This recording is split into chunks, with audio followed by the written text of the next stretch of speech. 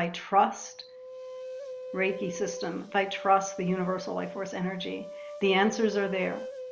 I need to trust it and stop trying to be in my head about how to fix it and how to control it. Trust it, use my tools, use what my experience has been, walk that through and bring that to other people to get them to learn. They have the answers. Breathe. Yeah. Breathe into that. Focus on the precepts are the cornerstone of my life. Welcome to Radiance, brought to you by the Reiki Women Podcast. This is an interview series focusing on meaningful topics from our community of Reiki practitioners. This season, we're exploring the intersection of Reiki and our animal companions across every stage of their lives and in the environments they inhabit. From the vulnerable creatures in shelters waiting for homes to the aging pets we love through their final days. And from the wild beings we encounter in nature to the animals we care for professionally, we're acknowledging how our Reiki practice supports us to be open to animals as healers and teachers. This series celebrates the profound bonds between humans and animals and how Reiki practice can support both creatures in our care and those who dedicate themselves to animal welfare. Subscribe now and join the conversation. So hello friends, welcome back to the Reiki Women Podcast and to our interview series Radiance, where we have been chatting with folks whose specialty is animals and Reiki in shelters, in rehabilitation centers, in homes, for pet sitting, all things connecting animals and Reiki. And today we get to have a conversation about working with wildlife and the system of Reiki, because today we have Charis Nick-Torok with us, who is going to share quite a bit about that experience. So welcome, Cherise. We're so glad to have you. Thank you so much. I'm so honored to be here with all of you.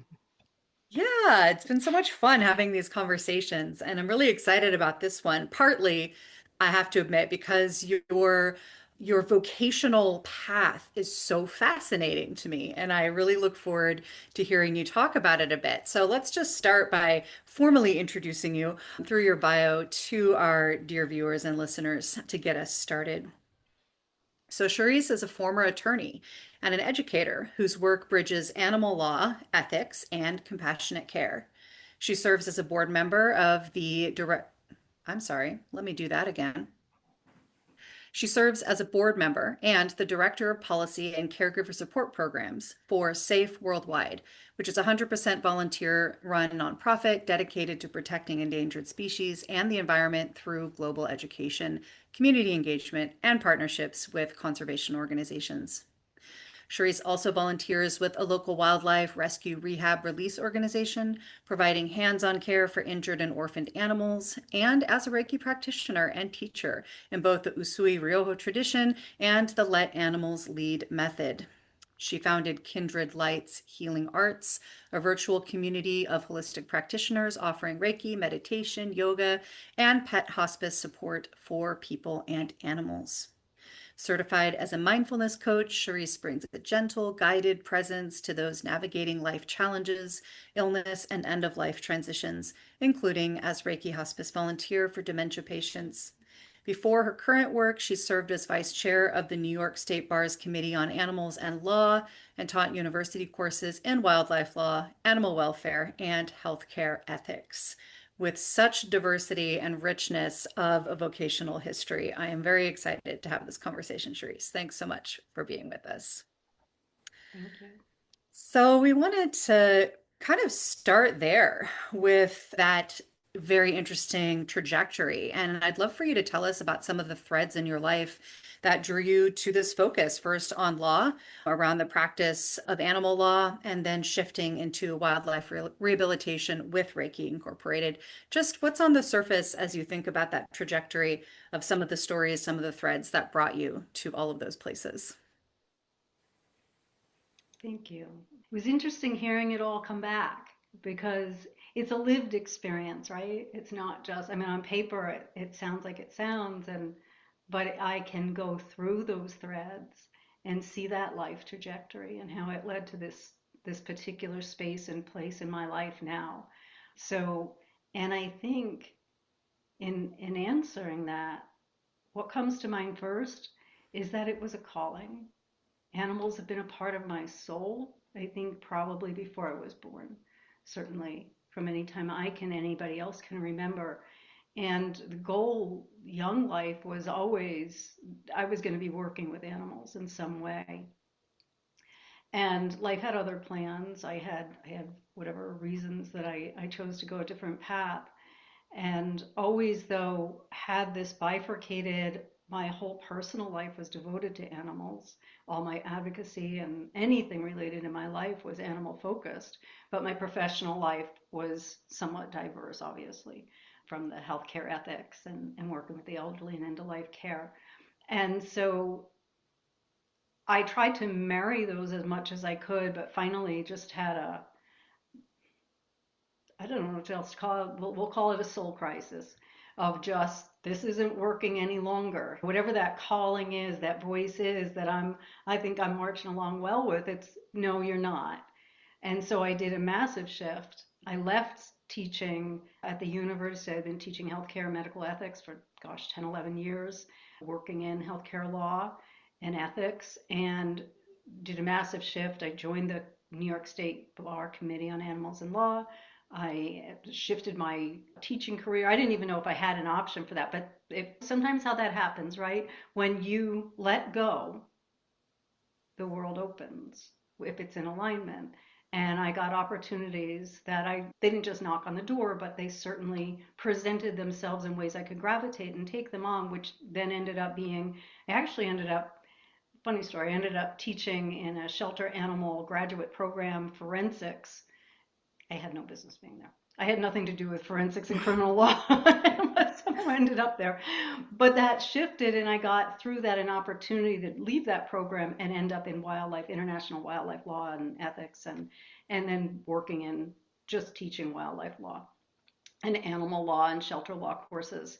And I was working as a volunteer with grassroots nonprofits and animal shelters, domestic shelters. I was a lead volunteer for, gosh, 5 years or more, working with animals and cats and dogs primarily.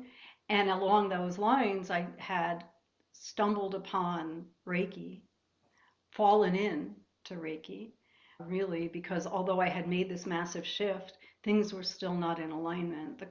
There was still that, I'm sure many of us resonate with that. There's something amiss, right? It all looks good, but something's just really, truly amiss. And embarrassing story, but I'll share it, was I literally was sitting in my law office and doing all these wonderful things and typing in soul SOS, soul dying. and what popped up was Sedona and Arizona. And that took me, that was around, gosh, I don't know, 2018, 19, started me on my path, started me on the reclamation of self, started me on the finding home within myself that I had abandoned. And also at that time, I didn't know where it would go and I didn't know what it meant, but I absolutely knew animals were a part of that. That whole spiritual knowing was not only coming from them, but something that I needed to share with them. That's where we were joined.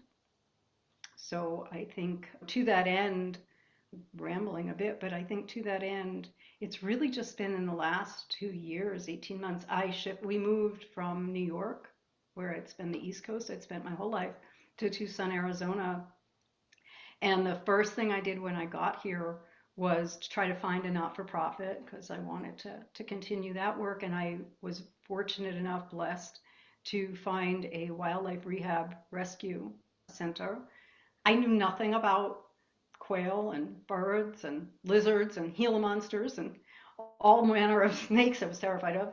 And here I am now, fast forward, bringing Reiki and also learning and actually providing direct medical care in a capacity in the medical ICU and with the orphaned abandoned wildlife, which has been so richly rewarding and infusing my knowledge and learning constantly and my awareness and understanding of Reiki, right? How do we bring this to the animals? How do they allow me to show up? If I show up authentically, let me retract, right? We're not bringing it to them. They're there. how can I show up authentically and be there with them? And then even more fast forwarding, being involved in Safe Worldwide, which I've been involved with for many years. I'm now developing a program for caregivers.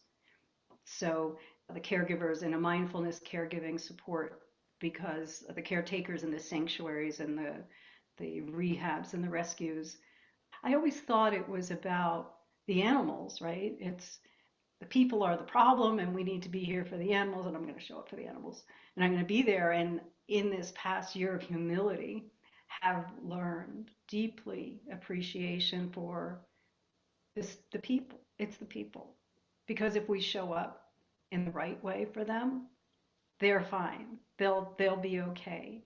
So I more need to provide the supports for the people who are doing this frontline work, because they have so few supports, as we all know, working on the front line in animal sanctuaries and captive wildlife and rescues and whatever. It's a calling like any other. And I've spoken to so many in multiple across the globe who, when they hear that I'm interested in doing a mindfulness program for caregivers, have just like started crying and just been like, there's nothing out there like this that speaks to our heart and soul of how we want to show up for the animals and provides us the support, because they don't have a minute. They don't have 5 minutes to, they don't certainly don't have 5 weeks to like meditate and go into a whole program. So anyway, I don't know if I've answered that, but that's the threads. Those are the threads. And that's where I'm at today. Thank you so much. I love that.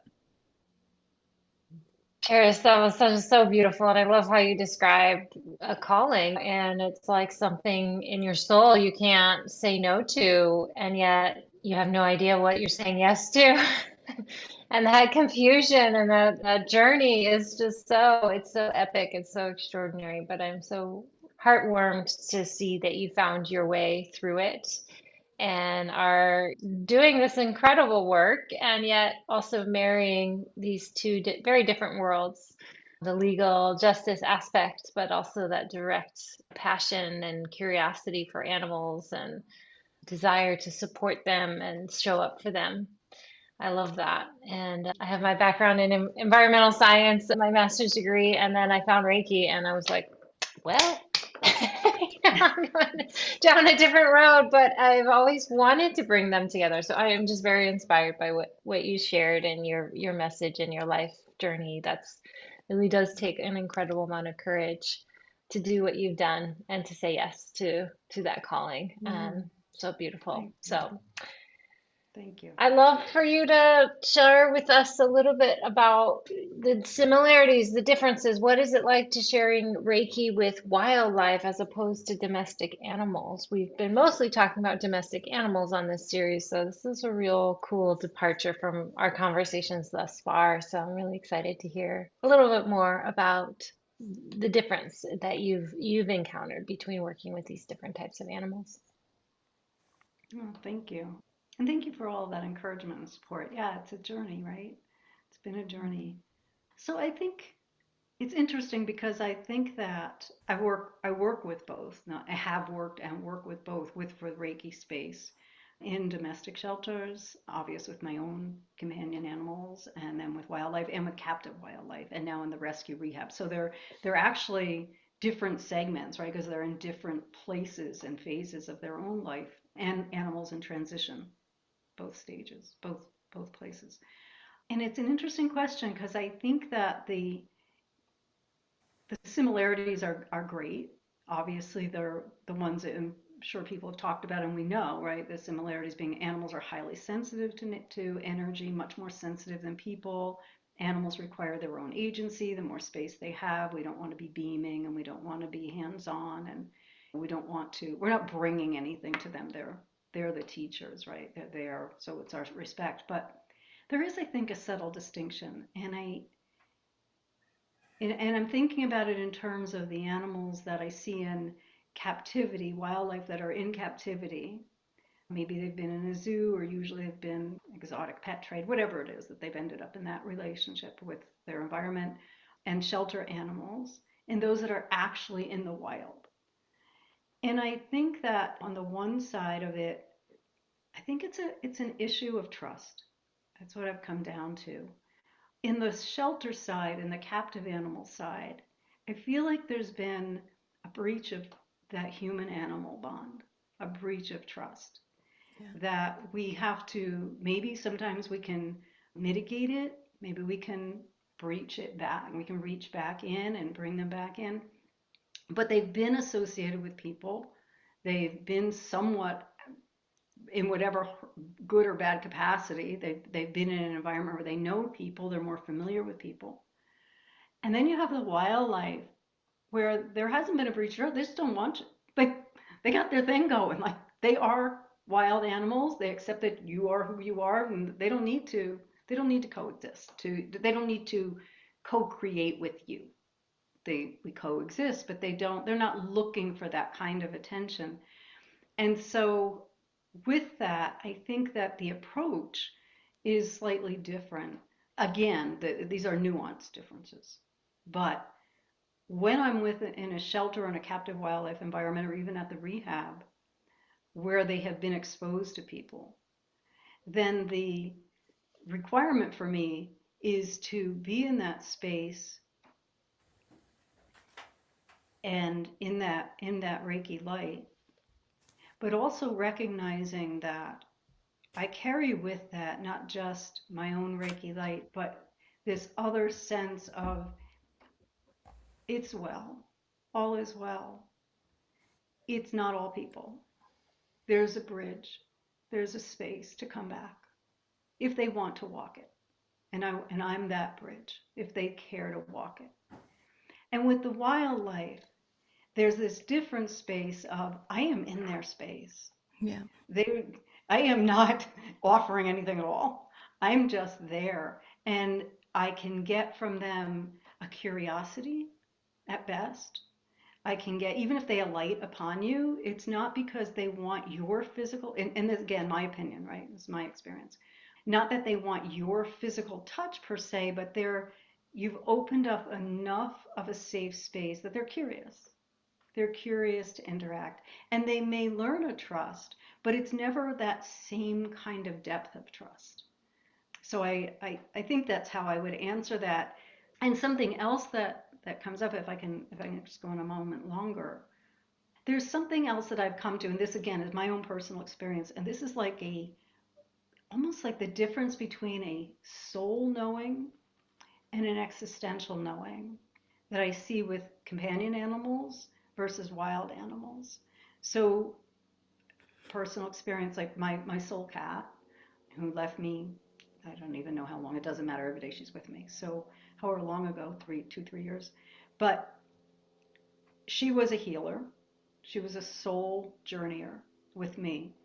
And if I was sad or upset or distressed, I'm her mom. I was in this space, and she would physically come to comfort. She was a healer. So she wanted to jump on me, whatever. She wanted, almost I felt like she wanted to wipe those tears if she could and give me that hug if she could, right? And then animals in the wild, I have been in moments of my own distress. I wasn't focusing on Reiki with them. I was just sitting at one example, thousands, but sitting at a picnic table, going through my own whatever despair, human despair. And there was an existential feeling of there was this roadrunner in front of me. It was like 2, 3 feet in front of me. And I opened my eyes and I'm crying. And I opened my eyes and he's standing there and he's looking at me. And the tears were still flowing. And I just said, internally, just felt like you can come. You can come. Be with me. Thank you. Appreciate you being here. And he came closer. And then there was he stopped. And I didn't get the sense of, I want to wipe away your tears. I'm not going to give you this hug. I'm not going to make it all better. But it was, yes, life's hard sometimes. I'll sit with you. And it was that same kind of existential knowing that I've sensed from animals in transition. There's just a higher knowing. So, did I answer the question? I think I rambled off on a tangent, but that's how I would. There's definite nuanced differences, many more similarities, but nuanced differences. I think that was beautiful. Thank you for sharing all of that. Yeah. I live next to an enormous national park, but also where I actually live is it's on acreage, and some of it's wild and some of it's walked upon by me. But it is interesting living then with what you're just talking about with the wild animals and living with the domestic animals. And it's such a curious difference. The domestic animals, we know them so well. Every animal has their own characters and they're all so different and unique, and you love them all for all their differences. And then when you come across a wild animal, I feel like I'm just a wild animal. We're in summer now and it's hot. So we have snakes, and it sort of freaks everybody out. But you just have to learn to live with that. And it's not like there's millions of snakes, but there are snakes. And we've had a couple this season. And some of them are very dangerous. Some of them are not so. And there is an innate thing in me as a human that if I see a snake, that something inside of me goes, ah, because you just can't help yourself. It's like a cat. Have you ever seen those videos where they put a cucumber behind a cat and the cat turns around? Yes, it's a terrible thing to do. But I did do it once just to see, is this a real thing? And it's a real thing, right? So I'm assuming the cat thinks it's something like a snake or something like that, right? So the cat is smart enough to know I should not be anywhere near anything that looks like that. And it's the same for the humans, that we know that we shouldn't really be, the wildness in me knows that I shouldn't be anywhere near a snake. And the snake, I'm sure, has a bit of a similar feeling. I saw this snake the other day. There was a snake right near the house, and it was in the bushes, and its head came out. And because they don't see very well, and its tongue came out, and then it does this thing with the tongue, and then it puts its tongue in, and then the whole head just goes back into the bush. And it's because it tastes us. It's using its senses. Oh shit, there's a human there. Ew, that don't like those wildlife. They probably get a funny feeling in their stomach. And it's like, I'm just going to pretend I'm not here. Yeah. And I like that. And then I'll just avoid that bush and hope that it'll move on, knowing that it's in my vicinity. So maybe it'll move on. And I find that most of the time they know to keep away from us and we know to keep away from them. And there's this whole, just this natural dance. And then I have a pony and a pig. And I'm like, how is it they don't get bitten by these snakes? And I think it's the same dance. It's like, I don't want to be near you. You don't want to be near me. And this understanding and this way of being in the world. And I don't know their personalities and their characters like I do all the pets that we have here, or the domestic animals that we share with. But yeah, that for me, that's sort of like there's this way of existing in the world together. It's just so beautiful. Yeah. I absolutely love that. I think that is so poignant and articulates so clearly that coexistence. Yeah. And if we could learn, right, if we could learn to coexist and just be and let them be and be our space and they be their space, then I mean, like one of the most heartwarming videos out there, it makes me laugh every time I see it. There's this one out there that was not AI generated. It's actually a real video of animal friends and the pairing of the different species that will join together in the wild. I mean, obviously some of this was not necessarily in the wild, but a lot of them are in the wild where they will create that bridge. Yeah. They'll help each other out because they've learned some kind of a skill, like you've got a skill, I got a skill, we can work together, we're going to respect each other's space. And when you see that, it's so beautiful. And I think just what you're describing, Bronwyn, I think that there can be, and there is that, even with people and with wildlife. But the orangutan isn't calling, hey, come over here, duck, I want you, I'm going to be in your space, we're going to be best friends, we're going to go. It just naturally happens. With their wildlife. Yeah, exactly. So, yeah, anyway, I thought it's a beautiful example and definitely very poignant. Being someone who has worked in legal system with animals, I think probably that you have been quite in demand, because our world is a legal world that we live in, right? And there's so much stuff happening in that with humans and the way that they treat animals, that it seems to me that we need people who can actually work in those realms. So I imagine, as that type of person, Cherise, that the demand that could be placed upon you could be enormous, and that you might also be asked to be involved in things that might be difficult to deal with, because some terrible things happen to animals that people do. So how do you personally deal with that? How do you maybe create boundaries? How do you feel safe in yourself, good in yourself, when having to say no to people or to animals? Or how does that all work for you?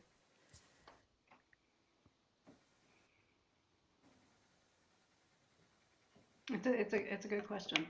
Um, the ultimate answer, I left my practice and moved to Arizona. So that's the short form. However, it never leaves you, right? And it never leaves you. Yeah. Things come up all the time. As a matter of fact, I'm still, I've left New York. It's been 2 years. I left the Committee on Animals and Law, and I'm involved in a symposium that, like, you never leave. You never get to completely leave. Um, so I can answer from the perspective when I was in it, and I am still in it now to some degree. Um, some areas of law I wasn't involved in at all. So in terms of prosecution and defense of, animal cases and animal cruelty. And that was by choice, not because I didn't necessarily, well, all right, we can all be friends here. I didn't believe in the system. I didn't see enough of a system there to really benefit the animals. And again, I've always come from the animal side. Um, But I also, at the time, I chose to shift my practice. So a lot of my legal advocacy was legislative, right? It was real legal work with the trying to get laws that would be more humane and more proactive for animal welfare and whatnot. But my teaching, I shifted because I've always been a teacher at heart, and any role I've had has always ended up, whatever the career, it's always been something that comes up, I'm teaching. And and I think that I was really focused on that Confucius saying imprinted on me when I was very, very young, like, give a man a fish, you feed him for the day, and teach a man to fish, you feed him for his life. And I always chose to focus that angst and despair, to teach people who were going into law about what they needed to do, because I felt they would be better lawyers and advocates and prosecutors and dealing in the mechanics of man-made law, where I wasn't, but I could give them guidance, hopefully guidance, another perspective, you know, uh, rules and regulations of animal law and how to work with that. So that's how I worked with it from that side. And then even now, I do get some of those calls still, certainly with Safe Worldwide. But again, I've come back into the advocacy space, certainly much more in the Reiki space, um, but also in an awareness with things that have gone on right now where we are, a a sense of, sometimes despair over what's going on in the legal landscape for animals and the environment, but also a sense of hope, because I really believe it's back to the grassroots.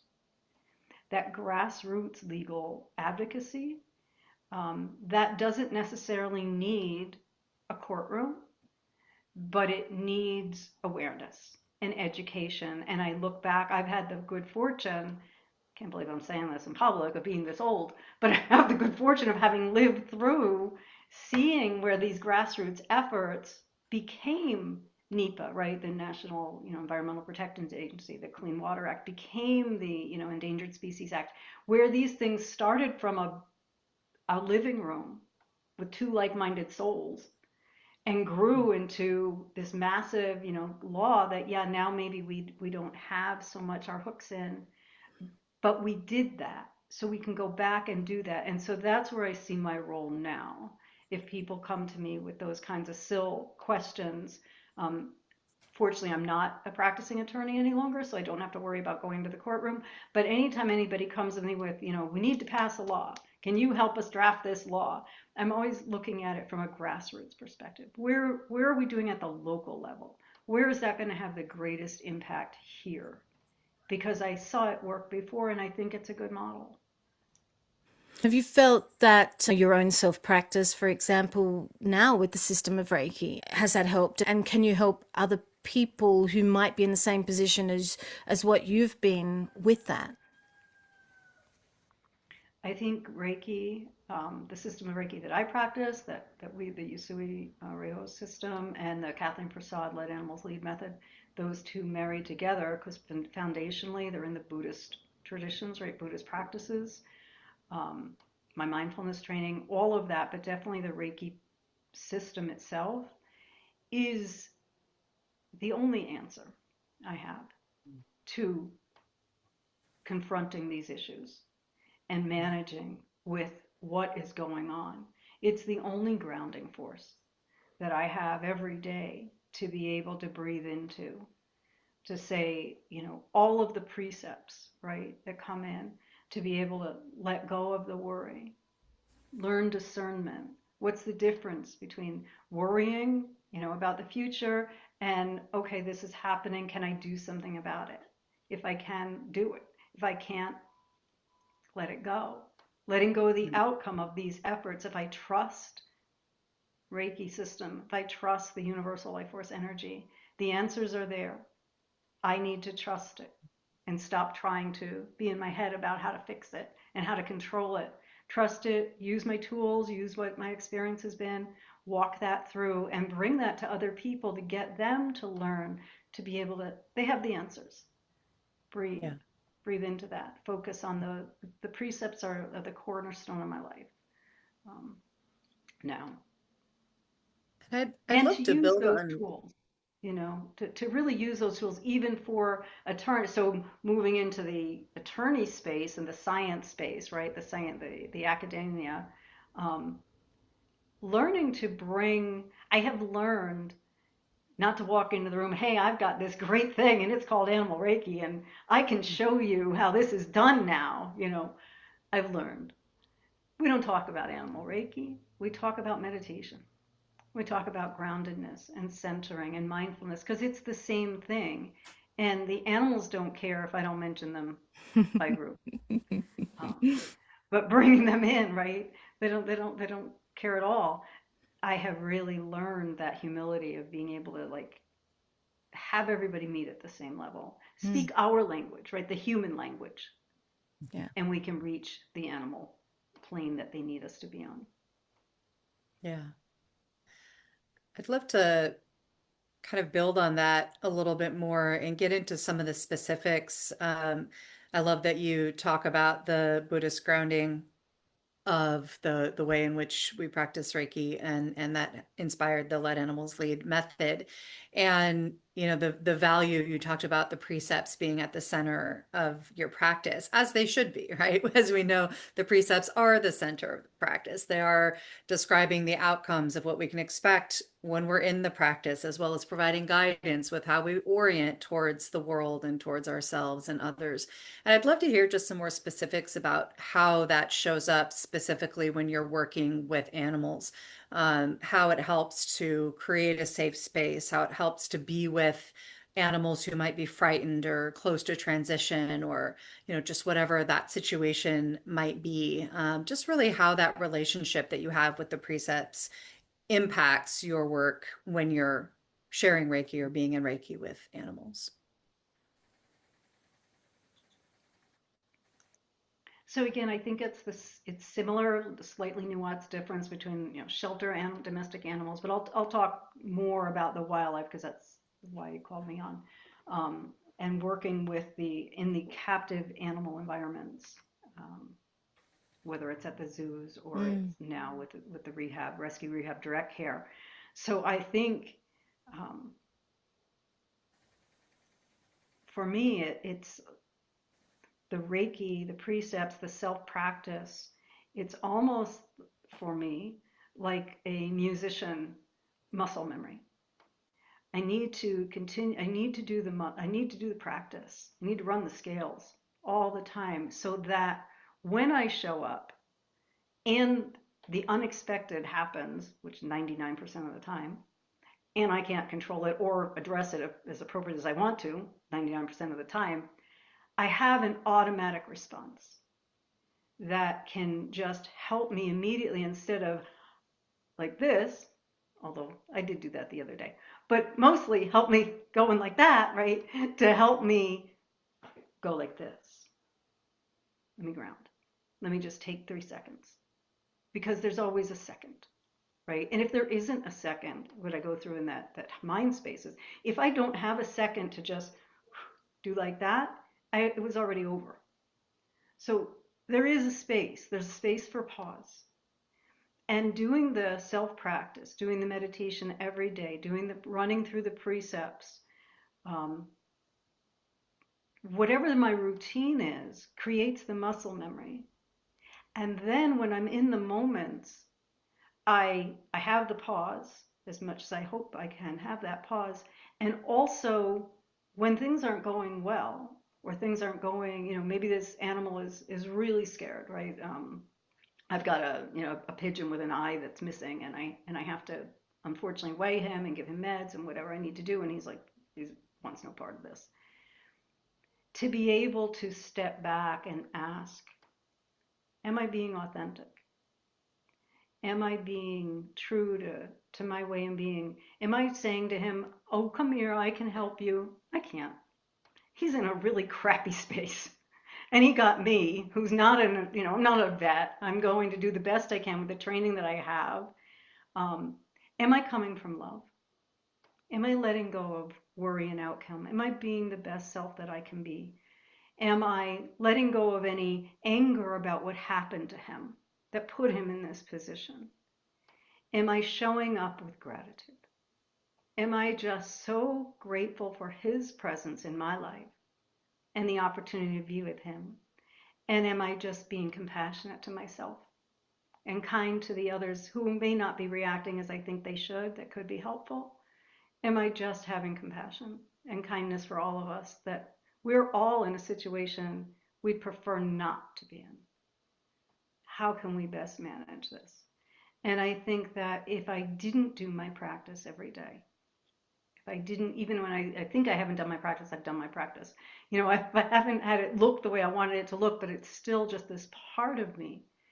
I can't imagine this myself from 5 years ago coming in this space now and being able to do the things. I'm always in amazement. Like I just like fed a bird. Like, it's like, oh my God, I just tube fed a bunny. Like, how did that ever happen? And it happened for, real reason, some reasons, but it happened because of Reiki. It happened because I was able to live these precepts, I believe. So kind of trying to create that space of calm in a storm all the time. Yeah. Be the space of calm, um, which I find I'm much more successful there than I am at home. Just so for anybody listening who knows me. I love that. Yeah, yeah. And I appreciate the specificity of those examples because I think sometimes, especially folks coming from a Western Reiki perspective, where the precepts aren't necessarily centered the way that they are in their original form, it can be difficult to kind of bridge the gap between, well, what do these precepts have to do with my Reiki practice, with being in this more healed space, and the way that you shared kind of walked through how they can be used in a number of ways, but diagnostically, am I approaching this situation in accordance with these precepts? How can I shift my mindset and apply other practices to help with that shift in real time, in dynamic situations, moment by moment, so that each step of our day is more aligned with what we want to see in our life. So yeah, I appreciate those examples very much. Yeah, thank you. No, I truly believe, and I have been trained in many lineages, so the Western lineages as well, and there were always gaps, right? And I think we can all resonate with that. So I would go back and take it again. I was like, nope, they're still missing. Like, I don't know what's missing. Let me take it from somebody else. Nope, it's still missing. And I was like, So well, why relatable. don't I just go back to the beginning? Let me dig down really deep. What did Yeah, Usui say? Where did this come exactly. from? And I think that having that, it's so much like it's easy to say, oh, well, the difference is no hands on, right? The let animals lead, like don't do hands on. And yes, that's somewhat true, right? Sometimes animals, like our domestic animals, right? They want hands on. Yeah. It's so much deeper and Yeah, just really not even about what I've come to for me. It's not about their reaction. It's about my reaction. And I absolutely. can't get there if I can't find my light.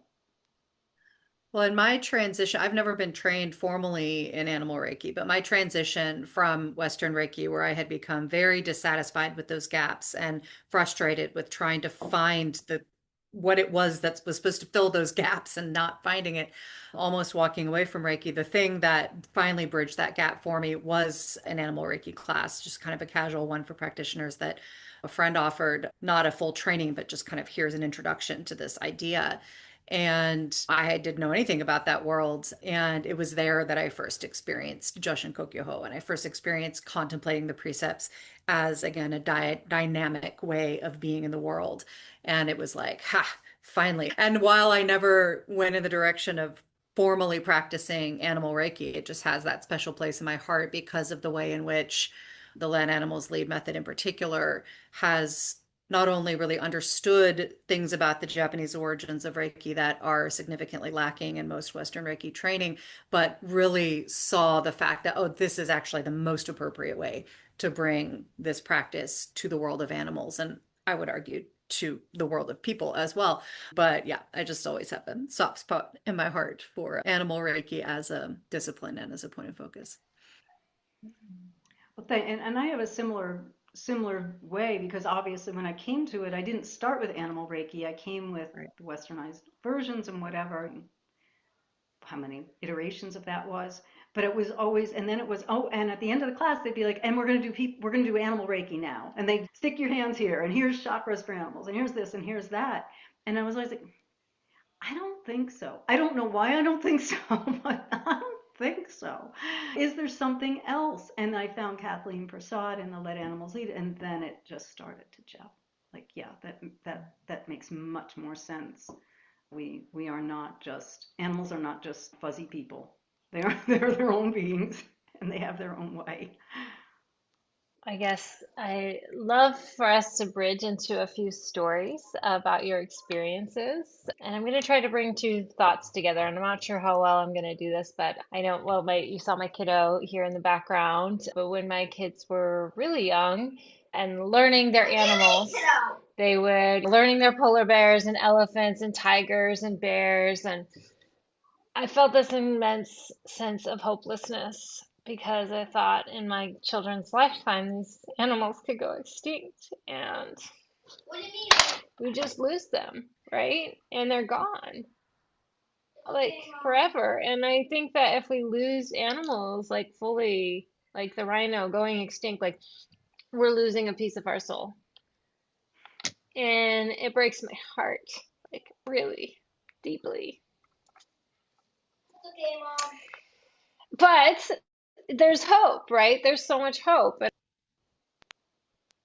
the goal of this, right, is that we're here because there's hope and that there is a line of connection between us and the animals. And we have to trust that and we have to build a new relationship with it. So here's the other thread that really has been so inspiring for me. I don't know if you've seen the Netflix show, The Penguin.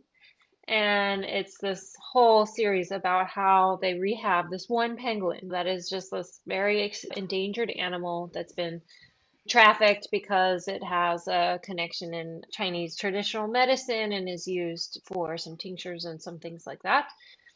But it just tells a story of how this animal was rescued from a wildlife trading situation rehabbed with the help of this amazing animal whisperer who was just with this animal, one animal, right? One animal for months to get it rehabbed and be able to reintroduce it to the wild. So if you haven't watched that movie, it's so heartbreaking. And then the another show that my daughter has gotten really into is called this Izzy's Koala World. I'm not sure if you're familiar with it, but it also gives me so much hope because this sweet, darling little like maybe teenager girl, maybe less than teenager, but she just has this immense gift for these koalas. She lives in Australia, and she goes to places where they've been burned and like or just koalas, and her mom is a vet, and so they take in these koalas and they rehab them like if they've been burned or if they've been sick or whatever. And this little sweet woman, I mean, just this little sweet girl, she's just that's her life. It's just like rehabbing these koalas, and it's so cool to see a new generation of kids grow up and be connected to animals that way.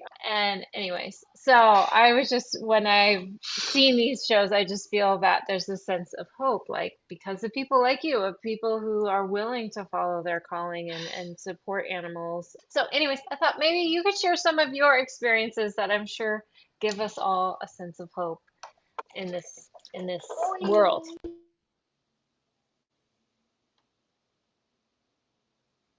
I just want to take a minute and just resonate with, I just resonate with so much of what you shared.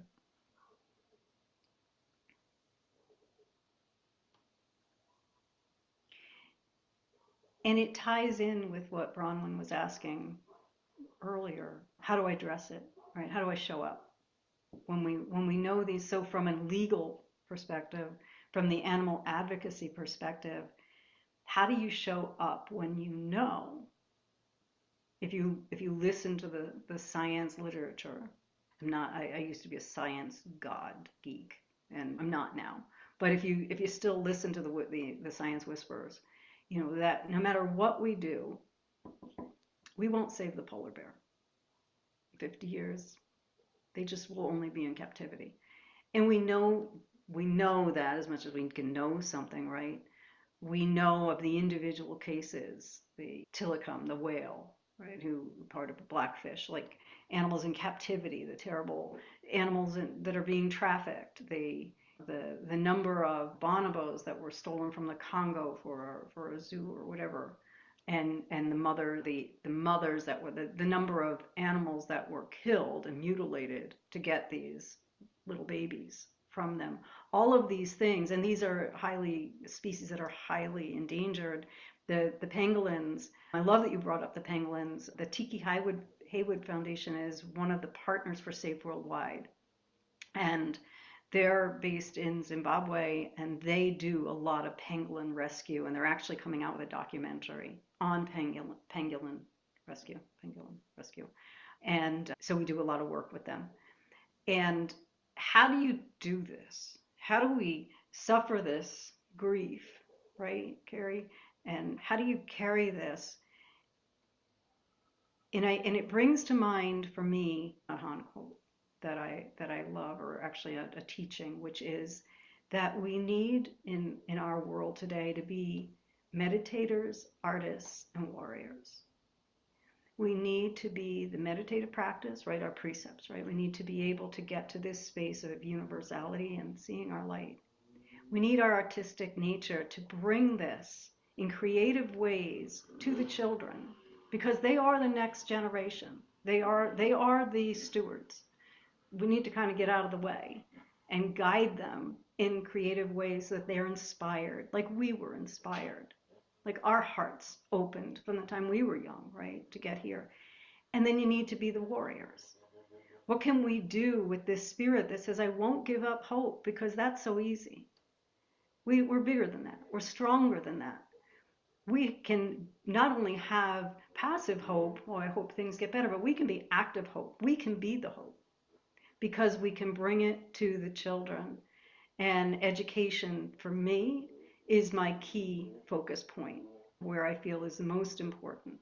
With Safe Worldwide, we just launched our Kids Zone, which is, if you're able to get up there, it's all about bringing ethical compassion to animals and unity and recognizing what can eat and advocacy. So teaching each child that it isn't just about, even if you go outside and you hug a tree or you just say thank you to the grasshopper, you have done something. What you can't do is just worry. You have to take the worry and you have to do something, and anything positive is something. So I think it's the education and the awareness. And then, if I may, for me, because I live a lot between this world of that despair, especially from the legal advocacy side, to see how much that was an easy avenue for, okay, well, we'll just go sue them or we'll go create a law. And I don't believe that that system is available to us, is to really sit back in the precepts for me and sit back into dicomio and trust. I don't have the answer from my bird's eye view. I just don't know. But I can trust this will evolve. This will be, if we work in positivity, if we stay in a positive forward motion, better things will come. Because we're actively putting out there. And that's the best I can get to. And that's where I sit. And when I was crying, so to round out that story with my roadrunner that showed up, that's where I was. And he showed up. And he was like, yeah, life's hard sometimes. Let's just sit here. Let's just sit here together. It'll be okay. And then I got up to fight another day. So I think it's about the children. I really do believe it's about educating the children. When I've spoken to you in the past, Cherise, and you've said some funny things, an email recently said, oh, I'm just at the zoo doing Reiki on the elephants. I thought that's so beautiful. And I thought, oh, those lucky elephants. I'll let you finish your thought, but then I got to tell you, it was funny on the other side. And then another time it's like, oh yeah, I've been looking after, doing Reiki on these baby bunnies. And I just think, baby bunnies, so beautiful. Just such a wide variety of animals that we don't all get the opportunities or don't think about actually being with. Like going to the zoo. I love that idea. Share some stories about that, because I think that's inspiring for people and makes people think outside the box. Sure. So it's a funny one. I was actually thinking about that the other day. So there's so many examples of animals in captivity and wildlife. And I go to the zoo, and as often as I can. It's getting a little cooler. I have to figure that out, and I don't like the cold. But in the summer I go like once a week. And it's funny because the local zoo, it's an AZA zoo, and I'm not, I'll go on record and on tape here, I'm not partial to zoos. But the animals aren't there. They didn't walk in, right, on their own volition. So I just set that aside and I'm there for them. I actually haven't, it's not a very large zoo. It's a lovely little zoo, but I actually haven't seen the whole thing no matter how often I've gone, because I get stuck at different animals and I'll be there for a few hours sharing Reiki. So the day that Bronwyn's referencing, I was actually there, and I had moseyed on over to the elephants, and there was 4 elephants. One was about 5, and then 3 various ages, mom, and then an aunt, and possibly a sister. I don't remember. They were all females. And so I set myself up, and I was going to have this lovely day and share Reiki with the elephants. And the zookeeper came, and they were doing a little tour with some people and talking very loudly. And he's talking about how the mom had been bred 5 times, and keeping elephants in the conservation, and on and on and on. And I'm sitting here preparing myself, and I'm getting more and more. The legal hat, right, is coming on, and my warrior is coming out. But I'm sitting there, I'm determined I'm going to wait him out till he leaves.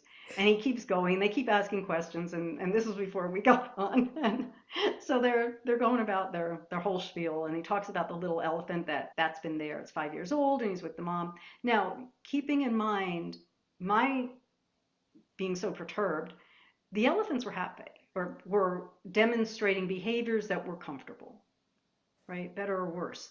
They were eating, they were face forward, they were engaged with each other. They didn't seem overly perturbed about, I'm going like, you're supposed to be walking 200 miles a day and you're stuck in this little space. And how you got 5 hours. Like they weren't interested in any of that. They seemed to have come to, I don't want to call it acceptance from a passive perspective. They seem to have come to a mindful acceptance. And this is where I'm at. But I didn't realize that at the point. I was getting really anxious. So finally, he leaves. He and his group leave with their what I considered some inane questions. They left, and I'm left with the elephants. And so I stand up, and I'm ready now to do my Reiki space and share this light, of course, because I'm bringing it. And literally all four in unison turned their butts to me. They just turned around and then walked away. And so then we got on our call and I was like, I couldn't tell you. Like, it sounds great, but I just pissed off a bunch of elephants and brought my Reiki space. And no matter, I stayed like maybe another half hour, 45 minutes, and I got the message pretty quick. And I said, okay, I walked a little, I came back and I saw them, and they were not having it. They were just like, we Yeah. know who you are. Like, we don't want any part of you. So I said, okay, fine, I'm going to go visit my friend the rhino because I know he likes to see me. And so I was in a much better place and moseyed over to the rhino, who did. Now I hadn't seen him in quite a while, maybe a month or more. She, and she was all the way across the pasture where she was, and I sat down and I learned my lesson from the elephants, and I was very much in the Reiki space. And I opened my eyes, and she had walked all the way across and was right in front of me and rolled over in the mud and was just rolling in the mud and digging and being there and being in that space. And the only shift was me. Yeah. It was just It's only beautiful. me. So that's a poor story with the elephants, and then being with just recently. There's so many. I could with the bunnies and the quails and whatever, but this one struck me. I think, and maybe if you'd like to hear this one, just recently. So one of the animals, one of the quail, and for those of you, I think most of you have seen the quail. They got the little funny things on the head. They're like just absolutely Just adorable. saw a bevy of them the other day, just yesterday. Yeah. So the rescue rehab is not a sanctuary. So the animals are rescued and then rehabilitated and released. And unfortunately, those that can't be, that's another story. But for the most part, they're rescued and released. And once in a while, you'll get an ambassador animal, an animal that cannot be released. But it's healthy, it's thriving. And so they have some leniency. And so in this case, they have this quail that had been there 10 years, a para quail. And the two had been together for 8 years. And quail are very social animals, very, very social animals. They'll stay together in their pairings, in their groups forever. They'll just keep having babies and living in their little communities, and they chatter all the time. And the one passed away. So now there was this lone quail, not used to being alone. And one of the staff, the medical staff, asked if I wanted to come in and sit down in the space with the quail because he was used to people and whatever. And she played a video that she had taped of him and the other quail, and she would just set it down. And apparently she'd been doing this all week long since the other one had passed. And this quail would come out from under, almost in a state of depression, underneath his brush, come out, come over to the video and start chattering away, pecking and chattering away. And it wasn't a one-off. He'd been doing it all week long. And then as we sat there, he climbed up on her because he knew her. Now, he had never met me. And I was just there. And I was in this Reiki space, but talking. So I'm not able to be like, oh, I'm talking, but I was able to be in this, like I said, that music muscle, right? That music, that just let me be in this space. And he was walking around me, wasn't quite sure what I was doing. And then suddenly just flew up on my shoulder and started chattering to me. And then go down to the video, chattering the video, coming back and chattering. And it was so phenomenal because in the wild, I think a lot of times we see the wildlife and they all look the same. There's a bunch of coyotes, there's a bunch of quail, there's a bunch of pigeons, there's a bunch of pigeons. Yet they are all so individually unique, just like our cats and our dogs. Just like that rhino or that herd of elephants, like each one of those souls is so unique. And so back to your question, Carrie, I think too that has impacted me so deeply over the last few years is to look at the soul of each individual. If I can save one soul, if I can be there for one, that's my job. And the rest will hopefully take care of each other. So beautiful. Well, Cherise, as we come to the end of our time today, I know that there's an event that you're helping to facilitate coming up that is open to the public. And I wonder if you could just share a little bit about it. We'll have the links for it down below in the description. But the symposium that's coming up in January, hosted by the NYS Bar Committee on Animals and Law. Just tell us a little bit about that and how folks can get involved. Thank you so much. Thanks for letting me share it. They'd actually, I think they would have my head if I didn't mention it. And I'm going to read it if you don't mind, just so I get it correct. So anyway, this was actually came about, again, I've left New York and I've left the bar committee to a large degree. They keep me involved when I can. But there was a gentleman whose cat had passed away. It was a very traumatic experience, and he was a lawyer, and he felt that there was no supports out there. And he was really navigating in the dark and had to go back to his very stressful job. Nobody really cared. It's not like losing a loved one. It was losing a cat, right? So he got very involved in this, and they knew I did this kind of work. So they called me in, and I gave some information. And from that piece, he ended up writing a whole article from his own research into it, writing an article, and then we developed it into a symposium. So it's for the public. It's completely free. The last session, there's 3 sessions. They're 2 weeks apart. They start January 18th. The last session does have some CLE credit for any lawyers who are listening, and they'd want to listen and get a credit for it. But mostly it's geared towards the public and the whole public, of whether you're an attorney, you're a doctor, you're a veterinarian, you're a Reiki practitioner, whomever you are, you have animals that you love. And we all go through this transition at the end of life, and what do we do? So how do we navigate that? So the 3 session series, the first one I'm going to be moderating. It's with Gail Pope and Dr. Amir Shanan, and that one, the name of the program is The End of Life Journey with Our Beloved Animals, from Diagnosis to Life After Loss. It's a 3-part series. That first session is an hour, and it's end-of-life decisions and ethical considerations for our ailing animals. And that's on Wednesday, January 28th. And then we're going to be publicizing the time. I don't know it yet. The second session is 2 weeks later, and that's February 11th. And that's on losing a beloved animal, navigating the spectrum of grief and bereavement. And that will also include a segment on Not One More Vet. A veterinarian is going to talk about the grief that veterinarians go through and how they have to navigate these end-of-life transitions and try to bridge that gap a bit, because it isn't just about the euthanasia. A lot of it's about the interactions, right, between the families and the vet practice. We'll also have a segment on equine, special cases of equine, loss of equines, and how do you deal with that, because it's a different animal, right? It's a bigger animal. The issues are not quite the same, easily navigated that they are with companion animals. And then that third session is legal considerations for end-of-life decisions concerning our animals, and that's on February 25th. And that one is going to be more nuts and bolts. Is there bereavement leave? What can we do about that? Like what lawyers want to talk about.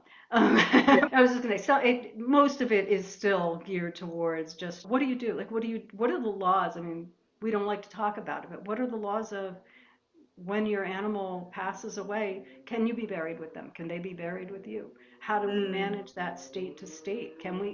We all know what we do, but are we allowed to do it? What are the ramifications of that? So just some more of the legal pragmatics. And also, is there a way to use sick leave or bereavement leave, even though it's not for companion animals? Is there some way to be able to use that, because the grief is the same?